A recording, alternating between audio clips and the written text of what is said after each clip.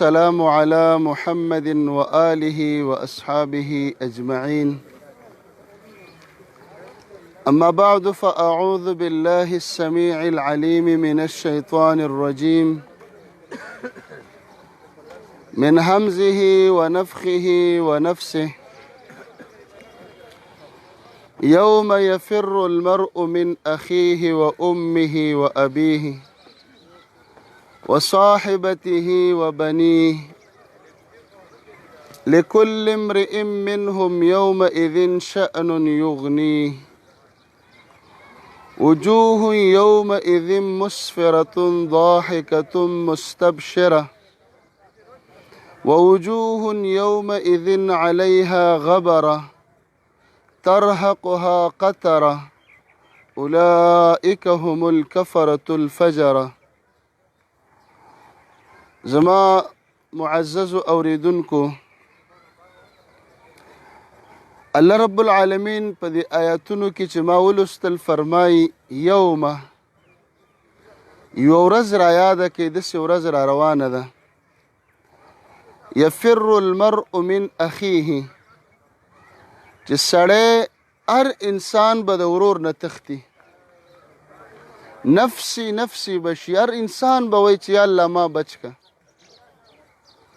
د آخرت دومره درنه ورځ ده. و امه، د مور نه به وتښتي، و ابیه، د پلار نه به جدا شي، و صاحبته، د خپلې ښځې نه به وتښتي، و بنیه، او د دې خوږو بچو نه به وتښتي. ولې لکل امرئ منهم یومئذ شأن یغنیه، د قیامت په ورځ هر یو سړی وی په خپل ځان مصروفه دی. پیغمبران به آواز کوي چې یا الله سلم سلم، ما بچ که ما بچ که. موږ د دې اولاد، د دې ښځې او د دې بچو دپاره څومره ګناهونه وکړل او څومره پردي مالونه وخوړل او څومره دوکې موږ وکړلې، خو د قیامت په دغه ورځ باندې به مور د بچي نه تښتي چې یا الله بچی رانه حق ونه غواړي، نیکي رانه ونه غواړي، او بچی به د موره تښتي. ښځه به د خاوند نه منډې وی چې یا الله د خاوند ډېر حقونه دي، کومه نیکي رانه ونه غواړي، او خاوند به د ښځې نه تښتي. یوما یجعل الولدان شیبا، داسې ورځ را روانه ده 50,000 کاله ده چې ماشومان به پکې بوډاګان شي. الله رب العالمین فرمایي ان زلزلة الساعة، د قیامت زلزله، په قیامت کې بله زلزله راځي، او زلزله به کله راځي چې الله رب العالمین آدم علیه السلام ته وایي ای آدمه، د خپل اولاد کې جنتیان او جهنمیان جدا که، د جهنم د پاره هم مخلوق جدا که او د جنت د پاره هم جدا که. هغه به ورته وایي یا الله جنت د پاره څونه جدا کمه او د جهنم د پاره څو کسان جدا کم. الله به ورته وایي په هرو 100 کسانو کې یو کس د جنت د پاره جدا کوه او 999 کسان د اور د پاره جدا که. وی په دنیا باندې به زلزله بله راشي. عمر رضی الله عنه به ځکه ویلې چې دا ټوله دنیا الله را جمع کی او ووایي چې یو کس به په تاسو کې اور ته ځي، باقي به ټول جنت ته ځي. وایي زه یارېږم چې هغه یو کس چېرته زه عمر نه یم. او عمر څوک و؟ نبی علیه السلام ورته ویلي عمر فی الجنه، عمره ته جنتي. وایي که الله دا ټول مخلوق جنت ته بوځي او یو کس اور ته بوځي، زه به یریږم چې دا یو کس چېرته زه نه یم. زمونږ مور عائشه رضی الله عنها د نبی علیه الصلاة والسلام نه تپوس کوي چې ای د الله پیغمبر علیه السلام، موږ به تا ته د قیامت په ورځ یاد یو که نه به یاد؟ هغه ورته وایي عایشې 15 ځایونه داسې دي، 15 چې ښځه خو پرېږده د انسان نه به خپل ځان هېري چې زه سړی یم که ښځه یم. زه څوک یم انسان به لیونی شوی وترى الناس سکارى وما هم بسکارى ولكن عذاب الله شدید الله فرمایي د قیامت په ورځ خلک به ټول نشئ نشه به یې نه کړي د الله د عذاب د وجې نه به نشه رواني یو عایشې ته وایي عایشې ما نه به تاسو هېره شئ د چا نه د نبي علیه السلام غوندې هستي ته وګوره یو چې کله تطائر الصحف عملنامې تقسیمیږي عملنامې الله به آواز کوي ما او تا به یادوي فلانکې د فلانکي زوی دې راپاسي خلک وایي 18,000 قام کې دی الله وشرموه 18,000 قومونه به ولاړي د دې نه به هم ډېري پلار به ولاړي مور به بچي به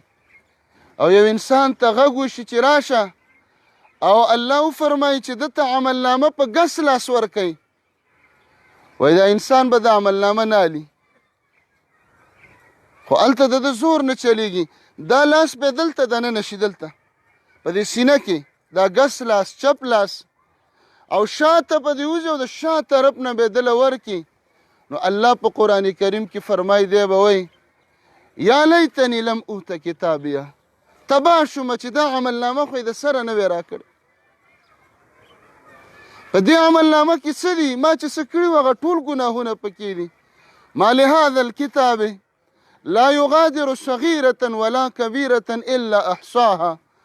انسان به وایي الله ستا په دې عملنامه کې خو زما هغه صغیره ګناه وړم هغه هم پکې لیکلې ده موږ چې ځان دلته دوکه کوو چې نسوار دا خو صغیره ګناه ده ګیره خریل دا خو صغیره ګناه ده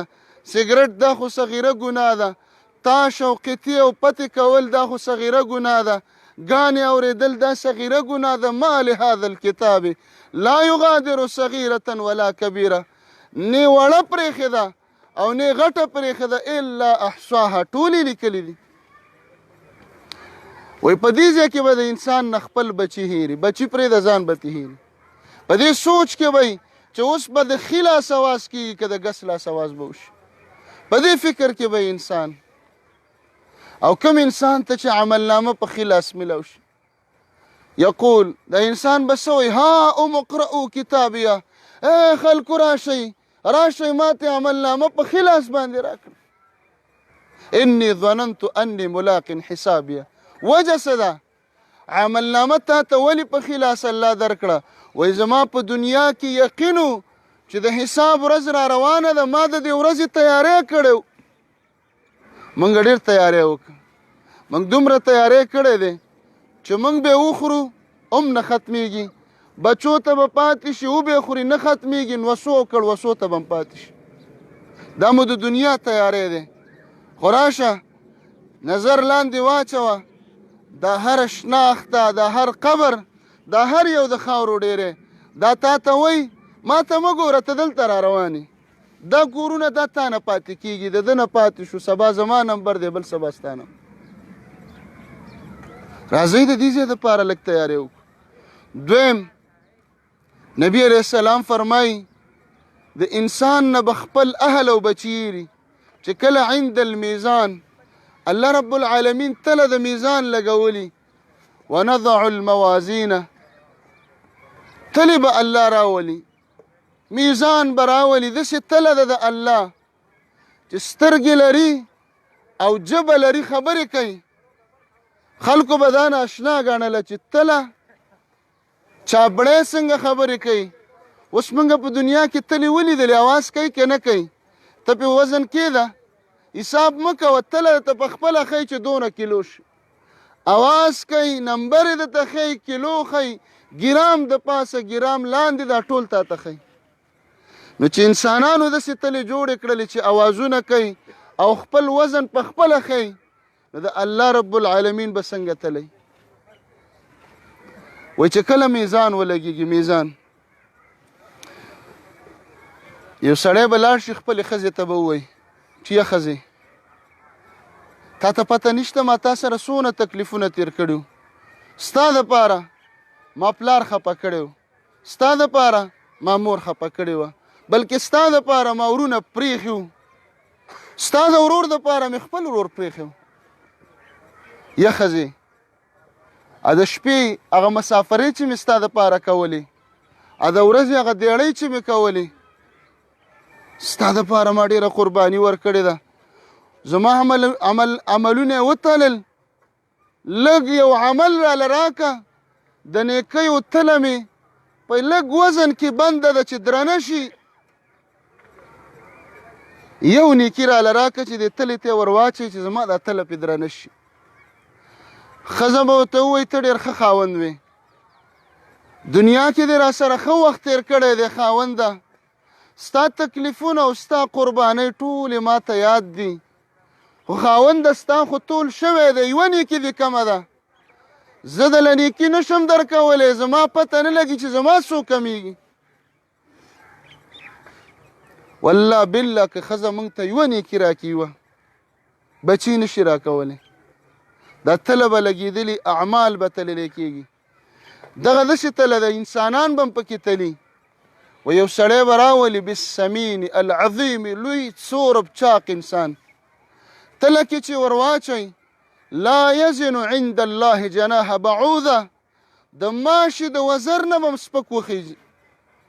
ولې انسانان لکه څنګه چې دنیا کې څومره اعمالو په ده کې دومره به هلته دا وزن جوړی تاسو د دې ګیسونو والاو نه تپوس وکئ دا پمپونو والا ګاړو والا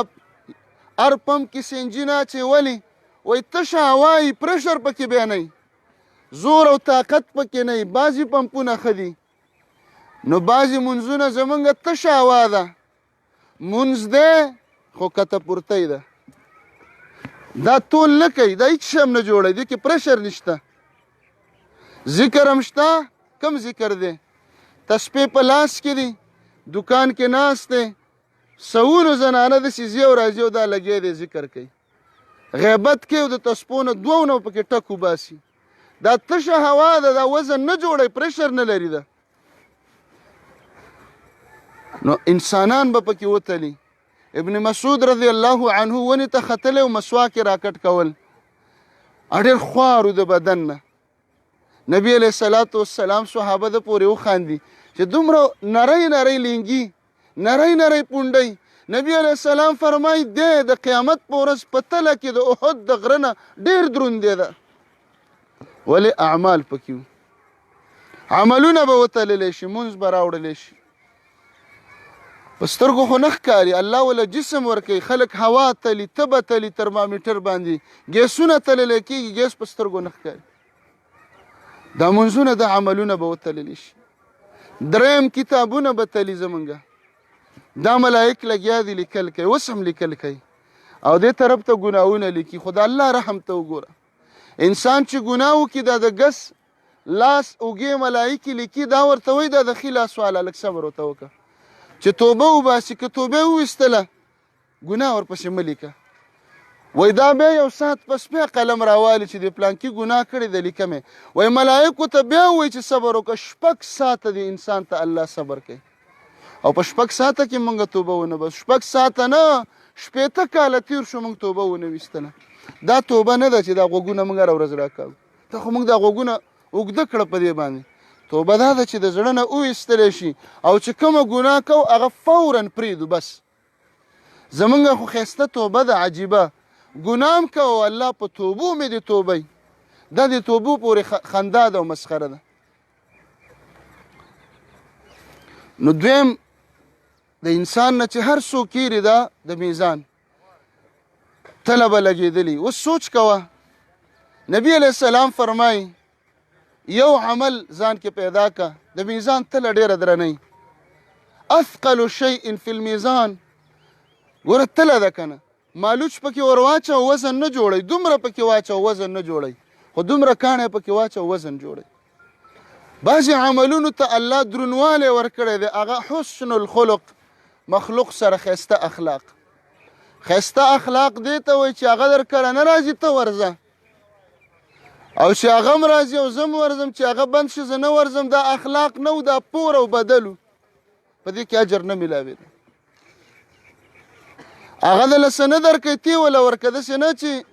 نن ما ته ودرېدلې زه چې تا ته کال مخکې ولاړم ایست م نه و راکړې هغه سره به نه و په هغه وخت کې تا سره شته ورې کول نبي علیه السلام ته یو صحابي راغی وایي زما خپلوان دي زه ورسره ښه کوم هغوی بد کوي زه ورځم هغوی نه راځي زه ول ورکړه کوم هغوی هېڅ هم نه راکوي نبي علیه الصلاة والسلام ورته فرمایي که داسې وي نو تا په دې خپلو خپلوانو خاورې واړولې یعنې دا ګاونډیان او دا خپلوان دې تباه شولو ولې ستا غاړه ازاده ده ته ورځه ورکره بس ته نورې دا تربګنین یو دا تربورولین یو دا وړې وړې پتنې زه ورغلی وم او ما ته یې کاوه وانچوله موږ په دې باندې مروري او د لور خوړی و او ما ته یې وینا ونه کړه نو اول په هغه باندې د لور خوړه نشته دی نو تا ته وینا د کوم ځای نه وکړي او پلانکي ته یې ویلو ته به ته هېر شوی سلفو به ویلې زما یو ورور مسلمان چې یو کار وکړي زه وله یو عذر جوړ کړم چې کیدای شي هېر شوي دي کیدای شي چا ته یې ویلي ما ته جواب نه را رسېدلی وایي اویا بانې وله لټومه چې دا به په دې اویاو کې چې کومه بانه برابره نه شي زه ووایم چې کیدای شي بله یو عذر یې ما ته نه معلوم شوی اخلاق ښایسته کړو دشمني د کافر سره وکړو تره زوی تربور عزیز کلیوال قومي دا ورور دی ښایسته اخلاق په دې قبر کې په دې آخرت کې دغه اخلاق پکارېږي بعضې انسانان یې دومره خواږی چې خلک وایي همداسې ورسره ناست وی او ګورې موږ کې داسې خلک شته چې خلک رانه نفرت کوي پلانکی وایي نه ورځم ولې رټل کوي دګل کوي سختې خبرې کوي هسې نه چې څوک نبي علیه السلام فرمایي بدترین انسان هغه دی چې خلک د ده د ژبې نه تنګ یو خواله نه ورځي دا څه کمال نه دی او نه د غیرت دی چې ته خلک ورټې او خلک وکنځي او د خلکو په مخ کې رسوا کې الله خیرې کوي الله ویل لکل همزة لمزه هغه انسان دې تباه شي چې مخامخ یا پشي شا خلک رټي د دې شي نه ځان وسات نو د میزان په وخت کې به انسان نه هر څوک هېري دریم پل صراط به ادق من الشعر د ویښته نه نری دی الله یو پل جوړ کړی دی او د چاړه او د تورې په شانتې تیره دی الله رب العالمین جوړ کړی دی او ما او تا به پرې ورځو ټول انسانان الله قسم کوي وان منکم الا واردها په دې پل به هر سړی ورځي نبی علیہ السلام فرمایي دې طرف ته دې طرف ته کونډې لګېدلې دي ازغي دي ازغي داسې انسانان به چې دا کونډې به تې دا غوښې وتوږي وبشلې وایي په دې ځای کې به انسان نه خپله ښځه او بچي چې الله ما واړوه زه په دې پل باندې پورې وځم اوس ځکه لاندې جهنم دی او دومره جوور دی دومره جوور چې انسان ترې پرېوځي اویا کاله اویا زره کاله به رواني لاندې بیخ ته یې نشي رسېدلی نو دا لاندې بیخ به څومره جوړي پیغمبران به څه وایي سلم سلم یا الله ما بچ کړه خو یو هستي ده محمد رسول الله صلی الله علیه وسلم هغه به څه وایي امتي امتي یا الله زما امت بچ کا یا الله زما امت بچ کا زه ورته به څه وایو نفسي نفسي یا الله ما بچ کا ومن فی الارض جمیعا یا الله زما مور زما پلار زما بچی زما خپلوان دا ټول مخلوق غور ته بوزه خو صرف ما بچ کا صرف ما او نبی علیہ السلام به څه وایي امتي امتي یا الله زما امت بچ کا هغه نبی چې تا دپاره ټوله شپه جاړي او امتي امتي چغې وایي امتي راولګېده او په خادیو کې د دغه نبي طریقې ماتې زمونږ ودونه د څه نه جوړ دي ټول د سیکانو د عیسایانو د یهودو نصاراو طریقې پکې دي هره طریقه د دې نه ډکه شوه هره طریقه ولې زمونږ او ستاسو دې ودونو کې دا خلک دا زمونږ زنانه نکریزې نه کوي مهندي رواج مهندي نکریزې وړل دا لږ تپوس وکړه تاریخ وګوره دا د هندوانو رسم دی خو موږ خو دې وطن ته نږدې یو ځکه راباندې هغه بوی راغی زمونږ د مسلمان زنانه او بیا د پښتو دعوه کوي پښتو ځوانان یو زړې په لارو کې روانې دي او لاسونو کې پلیټونه او شمې بلې او بکسونه په سر او مخونه ښکاره او موږ بیا برید تاوو چې موږ پښتانه یو دا د سیکانو د هندوانو رواج زموږ په واده کې ولې راغی اے مسلمانانو او مخکې ورځو کې د ګلبهار کې د واده په شپه باندې زلمی وویشت. چا وویشته؟ د جنۍ ورور اوښې وویشت. ولې؟ نکریزې وړې وې، د هلک کور ته یې نکریزې ویوړلې، د هلک سره ملګري ناست وو، د هغه کور جنکۍ وې او تصویران او دا یې په کرسۍ کې کېنولې او لاس را وړاندې که او ګوته سره که او ګوته او ګوته او دا پردی جنکۍ د پردي هلک لاس راکاږي او تصویران وباسه او ګنټې اچوه. نو د هغه جنۍ چې کوم ورور و هغه له غیرت ورغی چې زما زنانه راغلي دي، زما د تره نونه او خویندې او فلان او فلان، او دې کور کې پردي هلکان دا غوبل کوي. نو د واده په شپه باندې هغه هلک وویشت. غرض مې دا دی چې یو کار ګناه الله پکې نقصانونه پیدا کوي. نو امتي امتي نبی علیه السلام به زمونږ دپاره وایي چې الله زما امت بچ که،